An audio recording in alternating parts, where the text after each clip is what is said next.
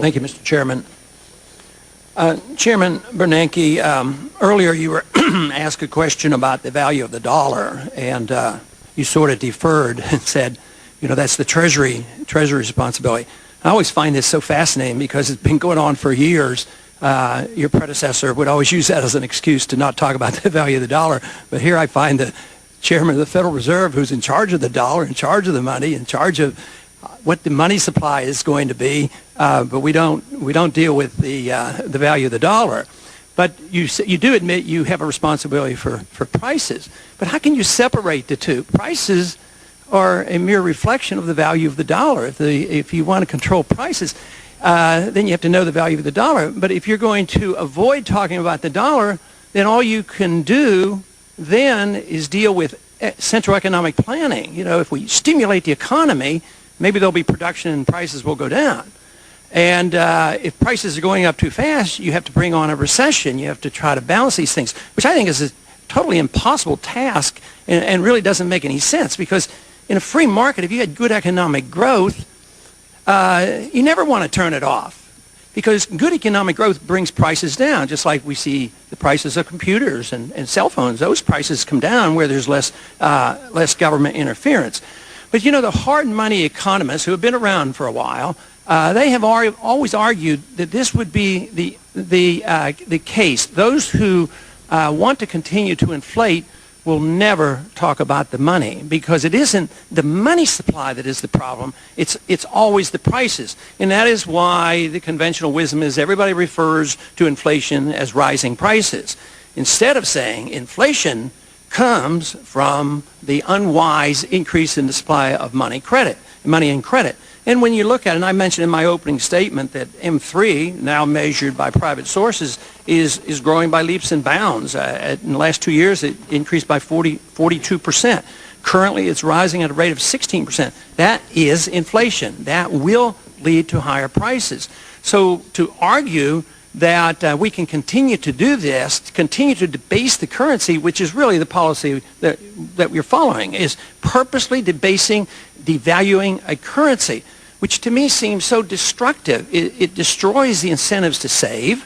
It destroys, and if you don't save, you don't have capital. Then it just puts more pressure on the Federal Reserve to create capital out of thin air in order to stimulate the economy.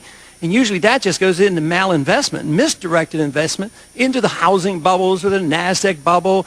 And then the effort is, once the market demands the correction, what tool do you have left? Let's keep pumping, pump, pump, pump. And it just is an endless task. And history is against you. I mean, history is on the side of hard money. If you look at stable prices, you have to look to the only historic sound money that's lasted more than a few years. Fiat money always in. Gold is the only thing where you can get stable prices. For instance, in the last 3 to 4 years, the price of oil has tripled. A barrel of oil, $20, $30 up to $100 a barrel. And yet, if you look at the price of oil in terms of gold, it's absolutely flat. It's absolutely stable. So if we want stable prices, we have to have stable money. But I cannot see how we can continue to accept the policy of deliberately destroying the value of money as an economic value. It's so immoral in the sense that, what about somebody who saved for the retirement and they have CDs and we're inflating the money at a 10% rate?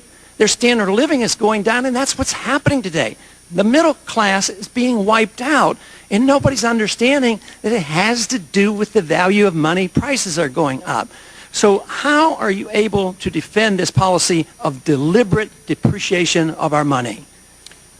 Congressman, the Federal Reserve Act tells me that I have to look to price stability, which I believe is defined as the domestic prices, the consumer price index, for example, and that's what we aim to do. We looked for low domestic inflation.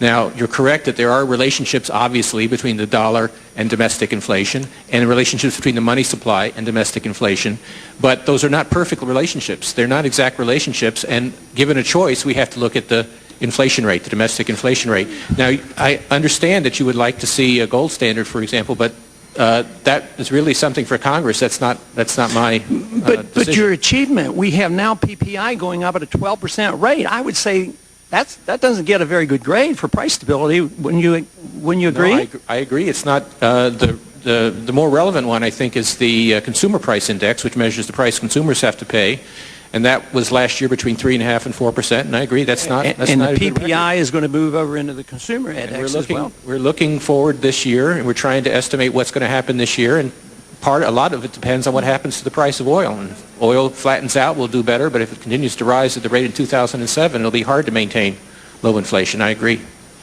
Thank you.